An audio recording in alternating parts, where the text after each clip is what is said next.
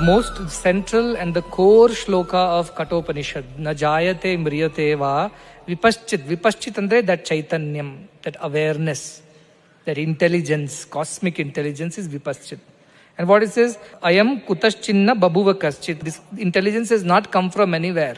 It's not born from something, nor anything is born from it, it is said. Means everything is this only. There is no new thing other than this. Was husband born out of this man? Was husband born as a separate entity to this man? Like that, from this Chaitanya Shakti, nothing was born. Like a man is modified into a husband, a son, a brother, an uncle, a friend. All these are modifications of the same man. Like the whole Jagat is the modification of the same Chaitanya Vishuddhatma. That is the idea. Aja, not born, Nityaha, is always there, Shashvata, never declines or reduces, remains the same. Purana, and this is the most oldest one. Before that there was nothing. This was always there. This doesn't die, this doesn't get killed. When your body is getting killed, doesn't get killed.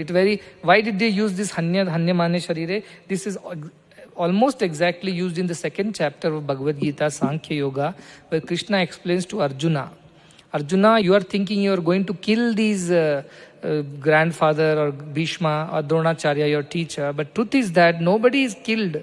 Because if you think you are the Atman, then this cannot be killed. Body is not. Then he gives many beautiful logics in second chapter. If we have time, we will do that. 3-4 logics he tries to give to Arjuna to coax him to fight the war. So one logic was that because Atman exists alone, everything else is modification.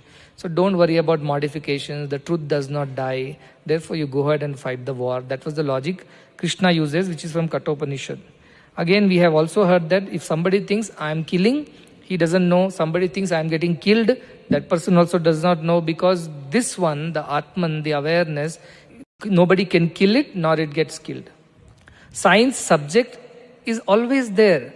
Whether science books are there or not, science knowledge is there. Whether science teacher is there or not, science knowledge is there. Whether I learn science or I don't learn science does not mean science is there and not there. It is not dependent on anything. It is there. So if I tear the textbook and tell, I have killed science today. Have you killed science? No. Likewise, this Atman is the awareness. By body is getting killed, body is aware, but not awareness. Body is like the textbook of science. It is not science. It is the knowledge of science. Tear the textbook, science does not die. If teacher leaves, science does not leave the class. If you don't study science, science does not vanish. Or if you study science, science does not appear. Science as a subject, as a knowledge is always there. In the same way, this Atman is always there. You destroy the body, which is the container of the Atman, Atman does not die. Likewise, this Atman, the Chaitanya, is what you truly are. That's why there is no death and birth for you, is what is the ultimate truth. Then what about this Swarga, Naraka? These are all modifications. Your mind is at fault, because mind did not study science, so you failed and you landed up in the same class. If mind had studied science, you would have passed and gone to the next class. Science has not made you fail or pass. There is no fault of science in that. Like that, there is no fault of Atman about what you experience, good or bad, Sukha, Dukkha, Swarga, Naraka. All this is your illusion, because you thought you are a body, and then you thought you have done something wrong, and somebody told you if you do something wrong, you have to suffer the consequences. You started believing all these things. Because of your belief system, now you have to go through all the experiences. Suppose you say, I am not the body, all your experiences disappear. If your experiences disappear, there is no Sukha, Dukkha left for you. So there is no Naraka and Swarga. All this is in your imagination. All that is in your mind. Somebody has written a question, Swami, in Naraka also people go after making mistakes. Then why are they born again and they with a handicap or something? In Naraka only everything should have been finished and they should have been born perfectly all right. It means what kind of work that they would have done, what kind of desires they had developed in the past birth. Even Naraka could not finish the thing. They had to suffer it in this world only. That's why he said, don't wait for another Naraka and Swarga. This is all in the mind. Now where is the Narka? Can you get a ticket to Narka? Can you know how many kilometers away it is? Is there a vehicle to go to Narka? It's all in the mind. See what happens at the end of this is also very important. I'm explaining to you this concept and you must understand very, very clearly. The body has got destroyed at the end of death. But what remains? The prana shakti, the energy, goes and merges in the mind. And mind merges in the vijnanamaya kosha, the buddhi. So you still remember your last birth. That you were a king or a peasant or a poor man, rich man, woman, man. This is still there in your mind. With this mind, you go to a certain loka anta helteve now. Objects have shapes. Do our thoughts have shapes? Do our emotions have any shapes? No. So like that, these are shapeless things. These are just a consolidation of all our thoughts and emotions and energy. They're in the energy form. Like electricity has no akara. It just flows. You don't know how it flows. Does it look like a circle? Does it look like you think electricity is the shape of wire? That is your imagination. If the thicker wire is there, electricity has become fatter. No, because electricity does not have any shape. Like water, it takes the shape of anything. Likewise, it had taken the shape of this body when it was filling the body. Therefore, Taittiriya Upanishad says all these koshas are of the akara of the body. Because it was filling the body like water filling the vessel. Now, body is destroyed. So what happens to the water? It has no shape. Like that, these koshas don't have any shapes. In films they will show ghosts like this, like that. All that is their imagination. Koshas don't have any particular shape. They are just energy which is transferred. Now this energy goes to some loka. When this pranamaya, manomaya and vijnanamaya are together, it's called the sukshma sharira. In a sthula sharira, all the five are sitting. When you drop the sthula sharira, the remaining bit is called sukshma sharira, which has mainly pranamaya, manomaya, vijnanamaya and also anandamaya in it, because all these four are together. That is sukshma sharira. Only deha is not there. These four keep traveling, loka to loka. And then, when you drop even this identity that you are the mind or a buddhi, or even the awareness of this, the prana which energizes it, drop it, there is one more sharira we have. It's called the karana sharira. In karana sharira, only anandamaya kosha is there. All other koshas are not there. This is anandamaya kosha is those of the yogis.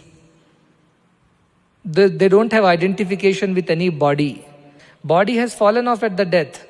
The mind has fallen off after meditation. Buddhi has fallen off. Prana also is gone because prana is only for the sake of sukshma sharira.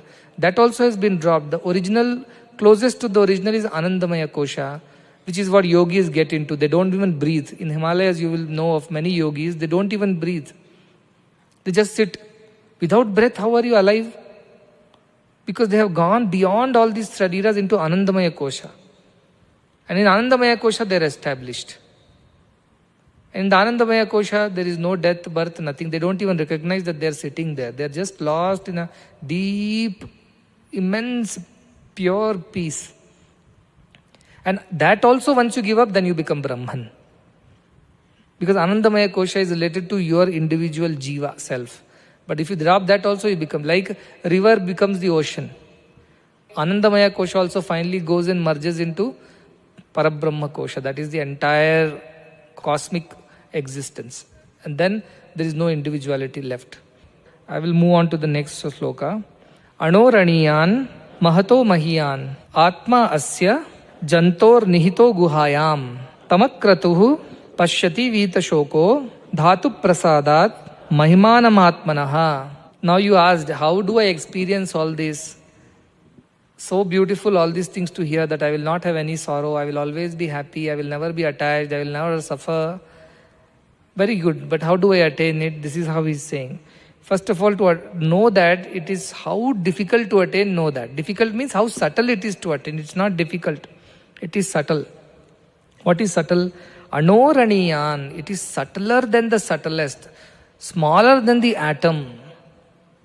It is smaller or subtler than the atom. But at the same time, Mahato Mahiyan, it is the greatest of the great. Greater than the greatest it is.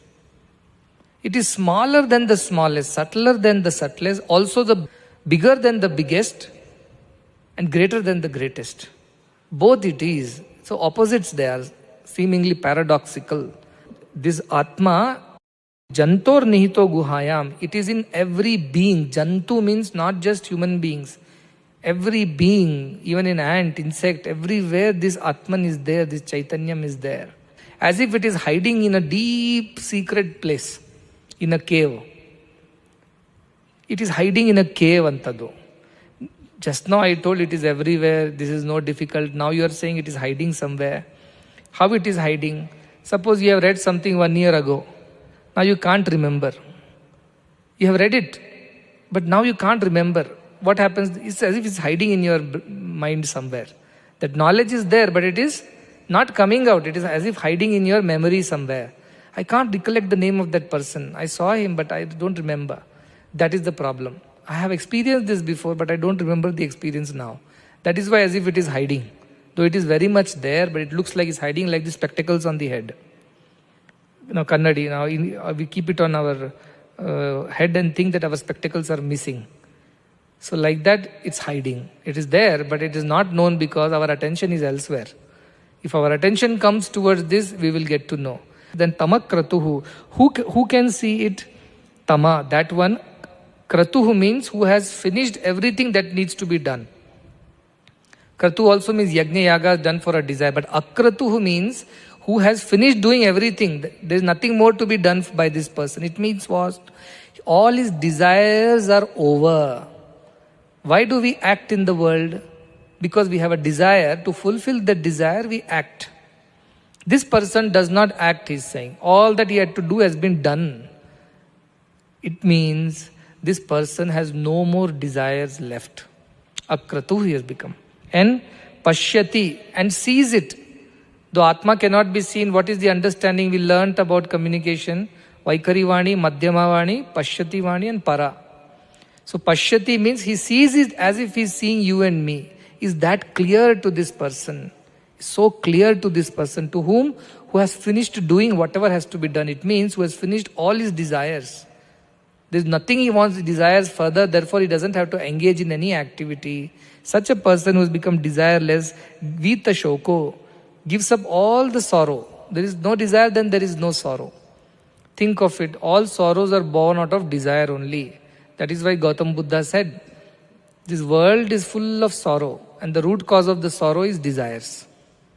If we get rid of desires, all sorrows will disappear. So that person who has gotten rid of all the desires, therefore he has gotten rid of all the sorrows. Such a person sees it. By what way? Dhatu prasadat. Dhatu means that which is dharayati, means that which bears, that which holds, is called dhatu. And dhatu means this body with senses, which is holding, bearing the Atman, which is carrying this knowledge. That when it becomes prasadat, prasada means peaceful, happy. It means senses are not agitated anymore. I want to eat this, I want to touch that, I want to taste that, I want to see that, I want to hear that. All these ideas of sensual pleasures are disappeared in this person and all the senses are at peace. Why? Because there is no more desires left. And mind also is dhatu, because mind also understands, bears this idea. Therefore mind is also at peace. There is no more desires and distortions in the mind. Only to such a person, not to anybody else. This reveals. And what happens? Mahimanam Atmanaha. He will experience the glory of this Atman. Where? Within himself. He doesn't have to go to Vaikuntha to experience this. Doesn't have to go to pilgrimage to experience this. The moment his senses are at peace, mind is at peace, all his desires are fulfilled, there are no more sorrows. To such a person alone, the glory of Atman is visible, is understandable, experienceable. That is the idea, where the mind and the senses become peaceful, desires disappear, all sorrows and attachments disappear. In that state of perfect peace, Atman, which is hiding inside, gets revealed. And where in all beings it is there. But anoraniyan, it is subtler than the subtlest. What is the subtlest thing you know of? Tell me. The smallest and the subtlest thing that we know of, at least scientifically, we don't see it with our eyes. But then we know of is a Atom. In atom, what is there inside? Nucleus, and there is the electrons. The most simplistic model of an atom is this. Now, we all know inside the nucleus there are protons and neutrons, and around the nucleus, these electrons are moving around in not even shells, they are in orbitals.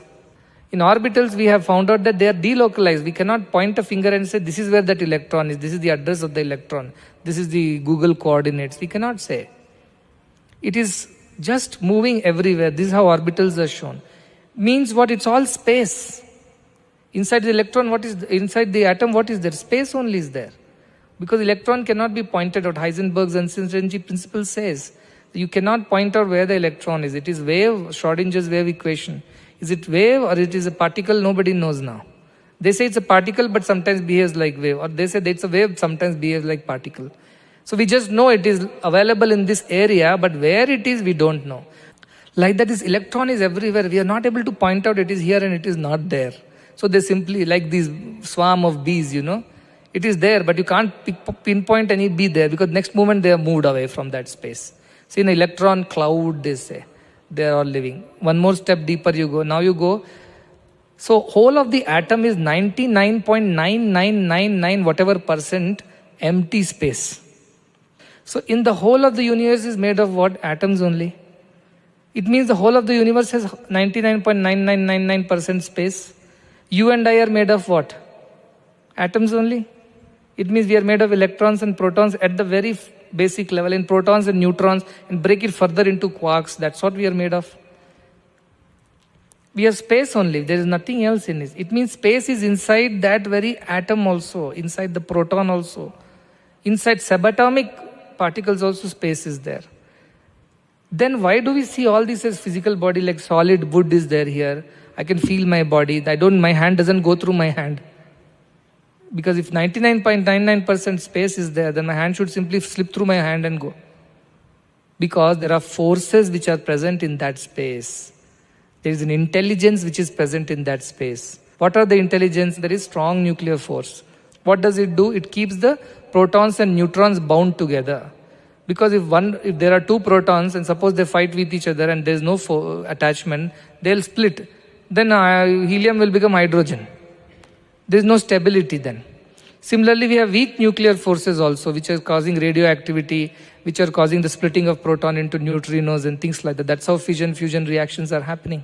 So that is one more force which holds the things together. Then there is, come out of the electrons and protons in the atom, then you have a force called electromagnetic force. You all have known about electric charges and magnetic fields. And that's how all this electricity is running, the dynamos, the motors. We all know that there is a south, north or positive, minus, negative charges. We are all magnets and electric charges, aren't we? We are. That's why our head has to be kept in one direction while sleeping. We said, don't repel with the north pole. Because we all are magnets. We all are sustained by electromagnetic forces. That is why our bodies are like this. Otherwise, you would have collapsed into each other any time. Like Earth could have collapsed into sun, or a star would have collapsed into another star. But the gravitational force, beyond this, if you go at a cosmic level, what force is holding the whole thing together? Gravitational force. These four forces together is the field theory of Einstein. These four forces are keeping the things in their place. It keeps the protons in their place, it keeps the protons and electrons in their place, it keeps the atoms in their place, molecules in their place, it keeps the objects in their places, it keeps the whole universe, planets and stars in their places. So all the empty space, 99.999% are empty because they don't allow the two things to collapse or two things to part further. These forces decide that everything should remain at the same distance from each other. They don't allow them to come closer or go far. So you will say, why this wood feels like a wood to me? It should have all empty spaces. Because my finger and this wood, when they come together, the resistance happens from the electrons to electrons. The electrons in the atoms of this wood and the electrons in the atoms of my skin, they have the repulsion, electric forces. And therefore, my electrons will not go closer than this into the wood. The whole world is empty. 99.9999% it's empty space. So you go little deep into quantum physics, little deep into this field theory, which was the last work of Einstein. He wanted to prove to the world that there is a unified common force which sustains the entire universe, the relativity theory. At the end of it, what happened? He could not prove it at that point in time because quantum mechanics had not evolved so much. But today people believe that the entire universe is covered by a field, they say. What is that field? A force field. And what are the forces? Various kinds. Gravity, electromagnetic forces, or strong nuclear or weak nuclear forces. And from the subatomic level to the cosmic level, a force is there which is holding everything together. It does not allow them to part more than this or come closer to that. That's why I feel my skin is solid, these objects are solid, because when I bring anything close to that, the resistance of the forces does not allow me to penetrate through them. So I think it is solid. Actually, it is not solid because the resistance does not allow me. I feel it is solid. Everything is just a maya. More than this, what can be a proof? That what we see is not the truth. Better than this, what proof can be there? The science itself is coming there now. First they said all the Big Bang happened from where? From single point it seems. From single point some bang happened and everything else came out and continuous expansion happened. So now they are saying, suppose we reverse this process and start contracting the whole universe. We can again contract it back to the same point, theoretically possible. So what is all this universe? What is you? What is me? What are the mountains, rivers, beasts, birds? Nothing but a point. If you really think deeply about it, so physics is at the verge of metaphysics now. It's transforming and going there. Everything can be condensed into a point because everything started from a point. That is the whole idea of the universe today. So what is all this? Now think of this as a dream state. In dream what happens? Everything comes out of you. A new city comes out, buildings come out, trees come out, birds come out, human beings come out, time, the concept of time comes out, the concept of space comes out, everything happens in your dream. Have you realized that? How similar it is to this idea? And from nothing, everything emerges. All the beings, all the trees, the distance, the space, time, situations, emotions, thoughts, everything is emerged in your dream. And at the end, what happens when you wake up? Everything has gone back as if sucked into that. Similarly, this whole physical universe which we so proudly think that it is so real is 99.9999, whatever nines you can put, that is space. And everything can be contracted back into that space theoretically. And all this solidity that we see, the whole universe, it's not real.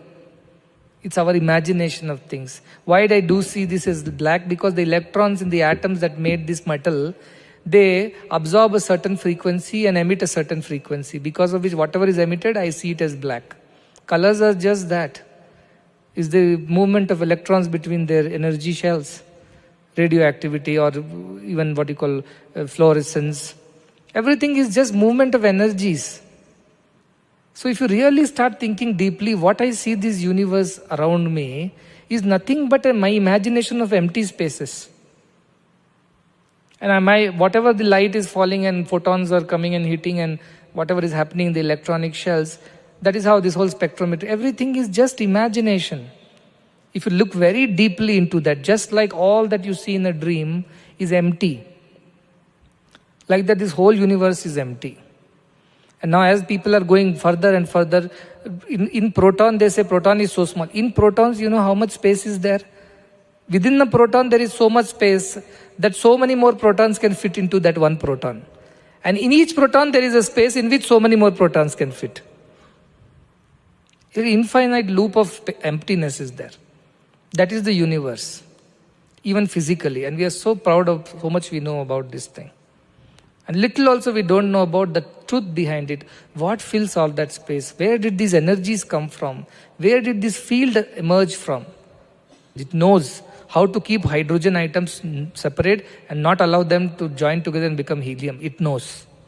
It has exact balance of force inside hydrogen atom to ensure that it remains hydrogen and does not become something else. It has enough knowledge to keep a lithium atom as lithium only and not allow it to split into 3 hydrogen atoms. It is so intelligent, that force. That is why Einstein at the end, he confessed that the more I come to know, the more I know that I don't know about this universe. And I leave it at that. He says, beyond that my mind is not able to explore, but I do believe, he says, that there is a higher intelligent force, not an unintelligent mechanical force. No, this is an intelligent conscious force, because this is so very well designed. There is an intelligence. Edison was traveling by a train. He was a young scientist then. And a senior scientist was also traveling in the same train. He was reading Bible. And the other scientist who was there, he said, what kind of scientist you are? You believe in these Bible stories? You are supposed to be a scientific mind. You should believe in science, not in this cock and bull story. And Edison said, no, I believe that there is truth behind all these things, and this is not all it is. And the other scientist said, I think you need some advice from me. Let me know, I will come over to your place and I will teach you what is real science. And take you out of the superstition of Bible and God and creation of Genesis and all that. So he said, fine, this is my card, please come to my lab. And the old scientist goes to Edison's lab to teach Edison that all this, you don't believe in this superstition, religion and all, believe in the science. So when he goes there in his lab, he sees a beautiful model of solar system, a wooden model. And this elder scientist becomes very impressed. He asks Edison, who made this model? Who made this? He said, nobody made it. And this senior scientist says, what are you talking? Somebody should have made it. He said, no, one day I opened the lab door and I saw this model was just there. So the scientist says, how is it possible? Some carpenter, some designer, somebody would have made it. He said, no, it just appeared out of nothing. He said, how can something appear out of nothing? What are you talking? Are you a scientist at all?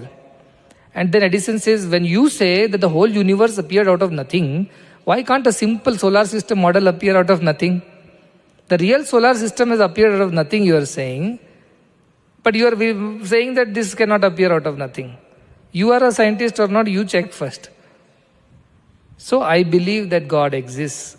There is a super intelligence that exists. And that is Nirakara Nirguna Brahma, Shuddha Chaitanya Rupa. That original pure intelligence is Brahman. And our Upanishads said it long ago.